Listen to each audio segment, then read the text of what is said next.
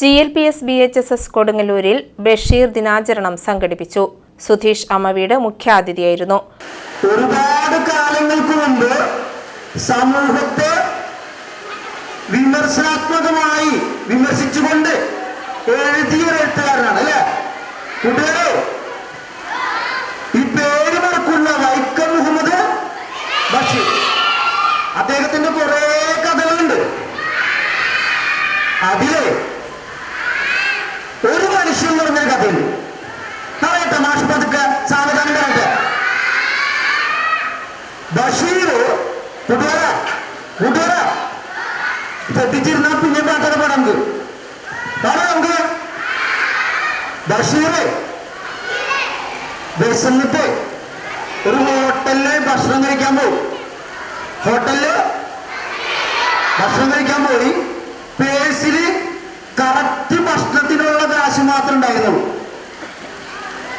Correct ഭക്ഷണത്തിനുള്ള കാശേ ഉണ്ടായുള്ളൂ. ഭക്ഷണമൊക്കെ കഴിച്ച് വയറ് നിറഞ്ഞെന്ന് പറഞ്ഞാൽ ആ കാശിക്കുള്ള ഭക്ഷണം കഴിച്ചു. അപ്പൊ അത്രയുള്ള ഭക്ഷണമുള്ളൂ. അപ്പൊ പെട്ടെന്ന് വയറ് നിറയും. കാരണം ഇനി വയറ് നിറയാതിരുന്നിട്ട് കാര്യമില്ല. വയറിനും മനസ്സിലാവും ഇനി വേറെ ഭക്ഷണമൊന്നും വരാനില്ലെന്ന് വയറിനും മനസ്സിലാവും. അപ്പൊ വേഗം നിറയും. അങ്ങനെ വയറൊക്കെ നിറഞ്ഞ് ഹേമ്പൊക്കെ ഇട്ട് ബഷീർ മുതലാളിയുടെ അടുത്ത് കാശ് കൊടുക്കാൻ വന്നപ്പോൾ പേഴ്സ് കാണാനില്ല. എന്താ? കുട്ടികളെ കഥകളിലൂടെയും കവിതാ ആലാപനത്തിലൂടെയും ആസ്വാദനത്തിലെത്തിക്കാൻ സുധീഷ് അമ്മവീടിന് കഴിഞ്ഞു.